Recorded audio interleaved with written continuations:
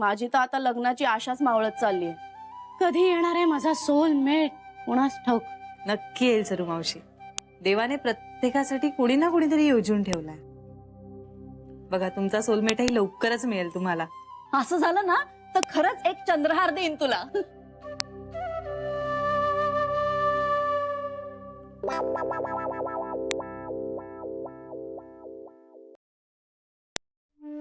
ए मावशी आणि मला तुला काय हवंय? अरे इतकी सोन्यासारखी बायको मिळाली आहे तुला. नाही ते ठीक आहे त्याचं काय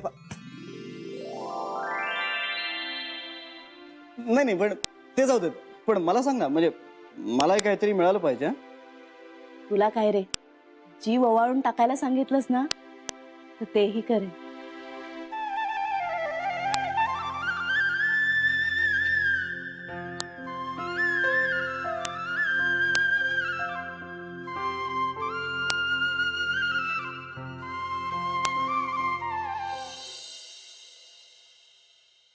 वहिनी कळलं का तुला?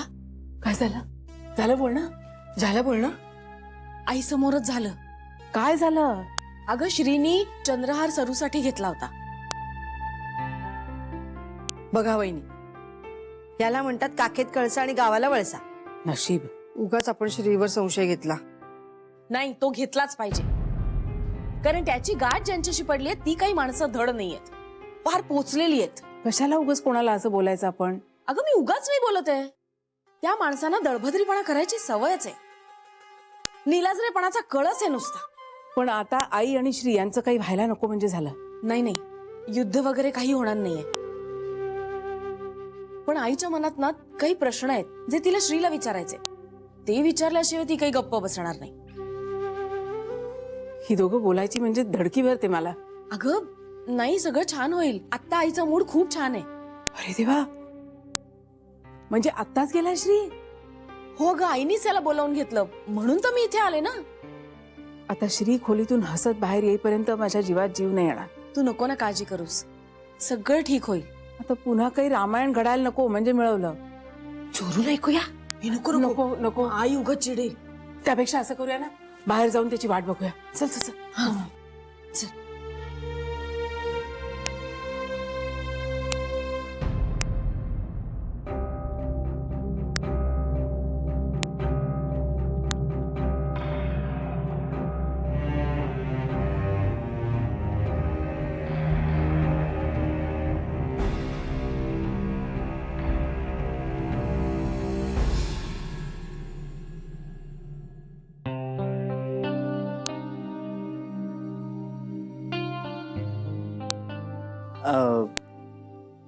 आयजी अगं मी तोच विचार करत होतो. माझं डोकं का चालेल असं झालंय.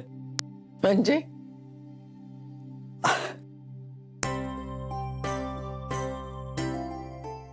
खूप दिवस झाले तुझा हात नाही लागला डोक्याला. हा हा हा हा हा वा आयजी, याशिवाय दुसरं काही नको आयुष्यात.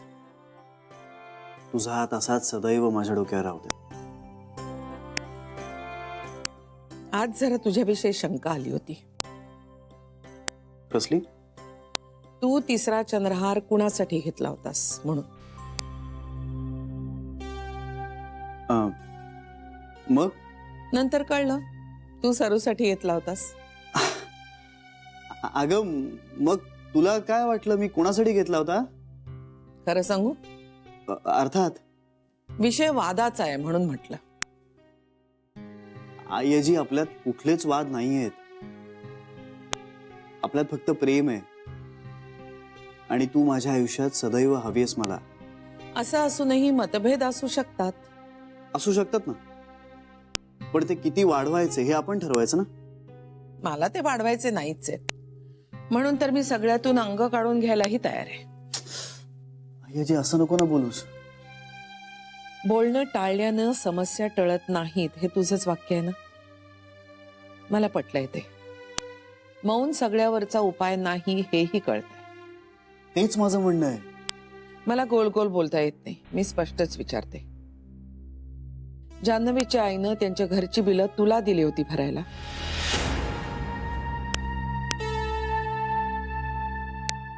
म्हणजे मी ऐकलं ते खरंय.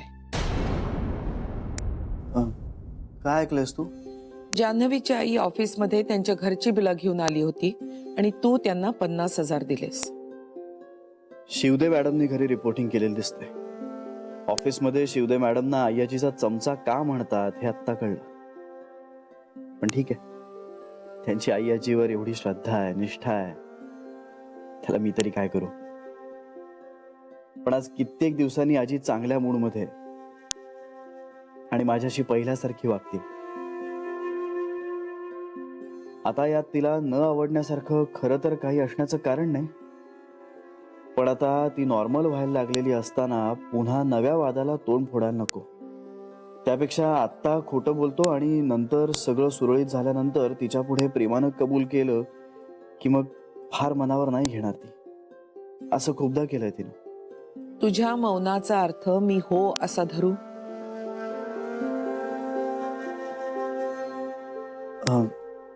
नको. म्हणजे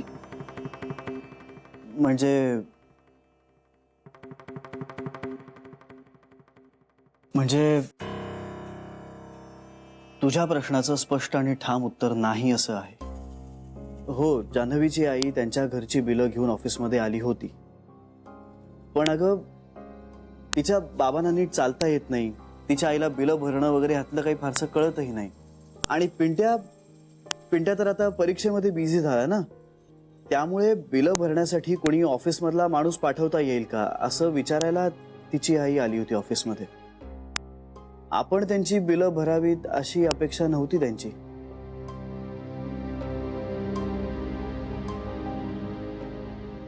अगं आजी, विश्वास ठेव माझ्यावर. मग तू तुझ्या अकाउंट मधनं 50,000 काढलेस ते कशासाठी?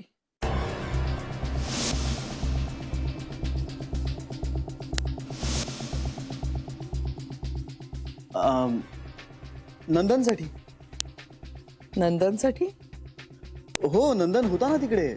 शिवदे मॅडम जेव्हा पैसे घेऊन आल्या ना तेव्हा नंदन होता तिकडे. म्हणजे तू जान्हवीच्या आईला पैसे दिले नाहीस, नंदनला दिलेस? हो.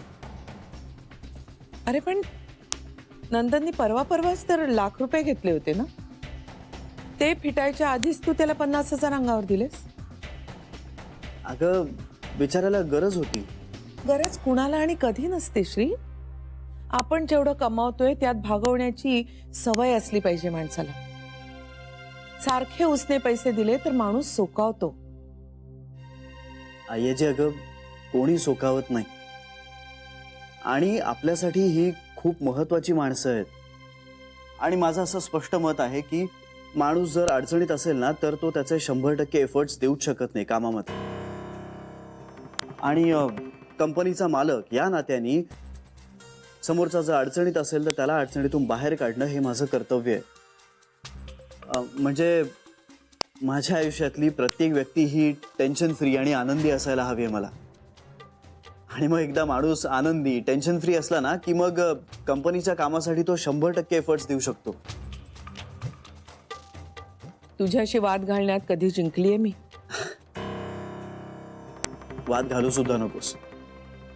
फक्त माझ्यावर प्रेम कर आणि माझे लाड कर. ते तर करतोच आहे जन्मापासनं.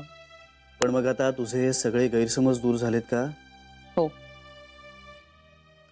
जान्हवीच्या आईनं लग्नात माझ्याकडनं जरीची साडी आणि चंद्रहार मागून घेतला. द्यायला माझी काही हरकत नाही रे, पण मला वृत्तीचा राग येतो. काहीही कष्ट न करता कुणाला काही हवं असेल तर मी त्यांचे लाड करत नाही. अगं, त्यांच्या घरातली जान्हवी ही एकमेव अर्निंग मेंबर होती. ते कळतंय मला, पण आपण होऊन देणं आणि काही मागून घेणं यात फरक आहे. ही बाई मला मागणारी वाटते. नाही, त्या मागणाऱ्या नाही आहेत. त्यांच्याकडे ना मॅन पॉवर कमी आहे. अगं, मग पाठवलंच की नाही कोणाला तरी आपल्या ऑफिस मधनं त्यांची बिलं भरायला?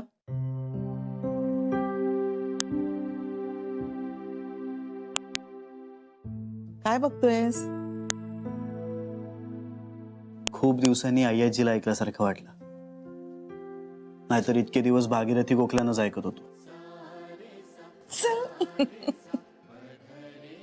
चल बस.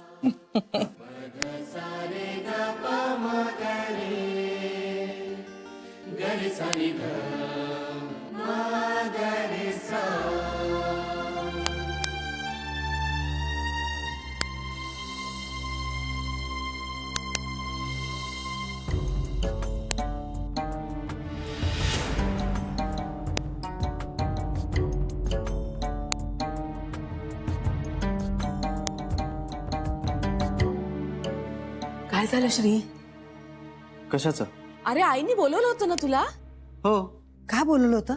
हे काय तेल लावून द्यायला. काय रे? आणि आणि काय तुमच्यात वाद नाही झाला? वाद व्हायला हवा होता. नको रे बाबा असं बोलू. वाद होऊ दे तुमच्या वैर्यांमध्ये. तुमच्यात जे प्रेम आहे ना असंच अखंड टिकून राहू दे. तसंच होणार आहे. या घरात खूप प्रेम आहे आणि ते असंच अखंड टिकून राहणार आहे. श्री, खरंच मी किती जन्माचं पुण्य केलं असेल कोणाच ठाऊक. तुझ्यासारखा मुलगा मिळाला मला. तुझ्यासारखा मुलगा मिळाला. खरंच उलट पुण्य तर मी केलंय. इतकी प्रेम करणारी आई मला मिळाली आणि एक नाही अशा 6 आया मिळाल्यात. आणि या आया कमी पडल्या की काय म्हणून देवानी जान्हवी सारखी वेडी बायको सुद्धा दिली. बरं आई, मी जाऊ? आईजीनी बोलावलंय. जान्हवीला कळल्यानंतर तिला खूप टेन्शन आलं होतं. तिला सांगितलं पाहिजे. हो हो, पटकन जा. तिला काळजी वाटत असेल तसं जा. हा.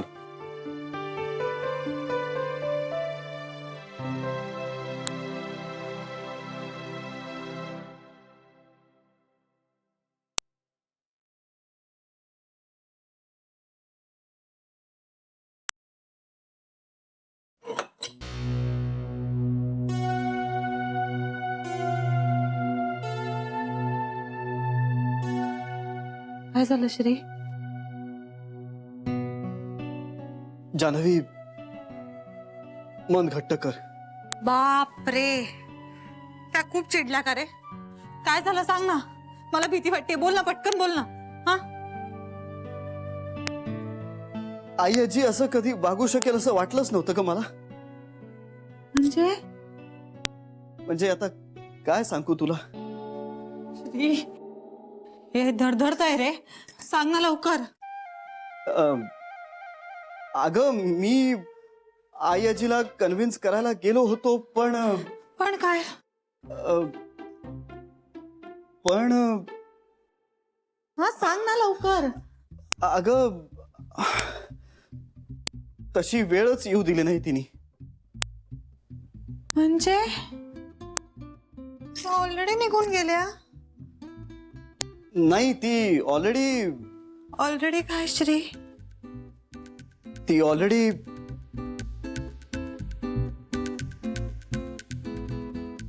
ऑलरेडी कन्व्हिन्स झालेली होती. बाप रे.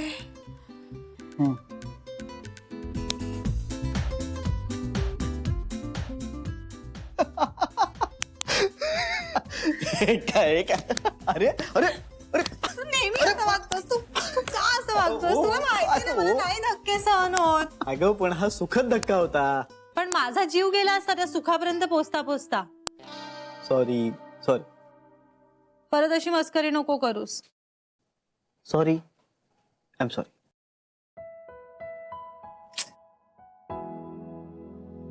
ए, आता मला सांग, कशा कन्व्हिन्स झाल्या त्या? अगं फार काही विशेष नव्हतंच. चहाच्या कपातलं वादा. अगं ती घाबरलेली होती आणि तिने महायुद्ध असा शब्द वापरला. पण एकदा माणूस घाबरला की काय काही बोलतो ना. ए, पण खरंच सॉल्व्ह झालंय ना सगळं? हा बघ पुरावा. आई आजीने डोक्याला तेल लावून दिलंय. भैया खरंच? हा, माझ्या डोक्यावरचं केवढं मोठं ओझं हलकं झालं माहितीये. बघितलंस आपण किती एकरूप झालोय. आई आजीने माझ्या डोक्याला तेल लावून दिलं आणि तुझ्या डोक्यावरचा भार हलका झाला. वा. माझ्या डोक्यावरचं खरं ओझं पिंट्याशी बोलणं झाल्यावरच हलकं होईल. ए, तू उद्या भेटणार आहे ना? मी फोन करू का त्याला? म्हणजे कसं आहे, त्याच्याशी बोलणं झालं ना की मी पण कामाला जायला मोकळी रे. झालं आता, लग्न झालं, सगळंच झालं, आता कामाला सुरुवात केली पाहिजे. हो. श्री लागला.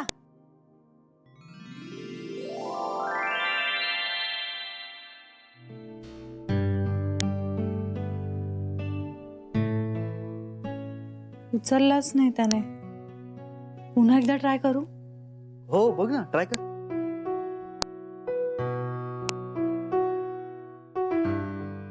कट केला माझा फोन. मग गडबडीत असेल. तो किती गडबडीत असला तरी माझा फोन नाही कट करत कधी. अगं पण मग कामात असेल कुठल्या तरी. कसल्या? जान्हवी, इतकं रूडली वागवायची काहीच गरज नव्हती ना आता. जान्हवी शांत हो. कॉल करेल तुला तो. हा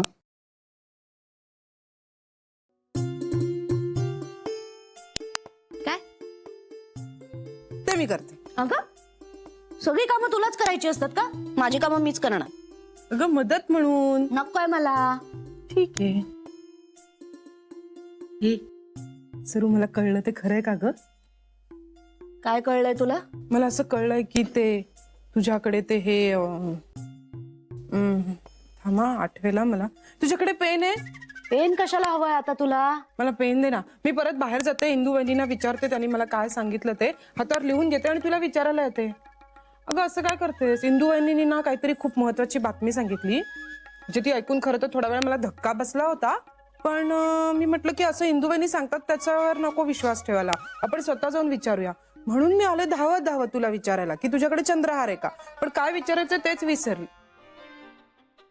सरू मला आठवलं, मला तुला विचारायचं होतं त्या चंद्रहाराविषयी. हो तुला आठवू शकतं खरं तर, तू ठरवलंस तर. तू उगाच धांदरटपणा करतेस. मी ठरवलं तर मला सगळं आठवू शकतं. हो खरंच, तू ठरवलंस तर तुला आठवू शकतं. मी प्रॉमिस करते हा. मी आता ना असं खरंच मनापासून ठरवेन की मला आठवलंच पाहिजे म्हणून. मग तर आठवलं की नाही मला? मला सांग ना काय? त्या चंद्रहाराबद्दल. त्याच्याबद्दल काय सांगणार मी? तुझ्याकडे आहे तो चंद्रहार? हो आहे माझ्याकडे चंद्रहार. मस्त ग. श्रीने दिला? हो श्रीने दिलाय. हे मला दाखवशील? मी नाही दाखवणार आहे तुला चंद्रहार वगैरे. गप्पा बस. असं काय करतेस ग? मी मैत्रीण ना तुझी या घरातली. दाखव ना मला बघायचं आहे. त्यात काय बघायचं? चंद्रहारासारखा चंद्रहार आहे तो. सेम टू सेम जान्हवी सारखा आहे. हो सेम जान्हवी सारखाच आहे. म्हणजे काय झालं, जान्हवीचा चंद्रहार बघितला ना मी, तर मी श्रीला सांगितलं की मला असाच सेम टू सेम चंद्रहार हवाय म्हणून. शी असं केलंस तू सरू? लहान मुलासारखं. किती पोरकट पण आहे हा. म्हणजे काय म्हणेल जान्हवी? तिला जसा चंद्रहार दिला लगेच तू तसा मागून घेतलास. ही सासू माझ्या बरोबरी करते. पण आता केलं ना मी. हा बरोबर आहे, केलं तर केलं ना. पण काही काळजी नको करू. आपली जान्हवी आहे ना, ती तशी समजूतदार मुलगी आहे. ती नाही रागावणार तुझ्यावर. श्रीसाठी कधी कधी काही गोष्टी कराव्या लागतात ग. श्रीसाठी म्हणजे? म्हणजे काही नाही. तुला का ग सगळ्या गोष्टींचा किस पाडायचा असतो? तू निघ. मला सकाळी पूजेला बसायचं असतं सकाळी. तू निघ. तू उद्या मठात जाणार आहेस? तुला काय करायचंय? मी तुझ्या बरोबर. निघ म्हटलं ना. तू निघ. दाखवशील मला? जा सांग ना, निघ. सरू, निघ please. म्हटलं ना.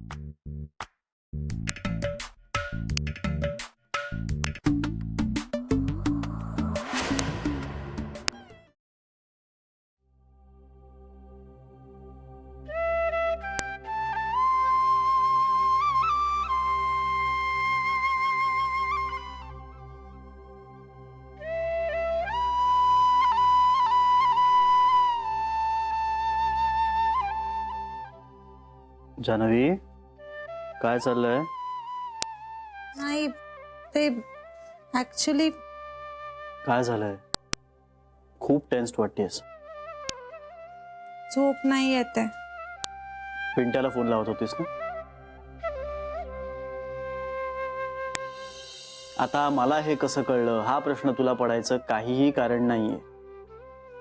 Because I know you. Me disturb केलं का रे तुला तुझ्या कामात? अगं नाही, फारसं काही महत्वाचं नव्हतं खरं,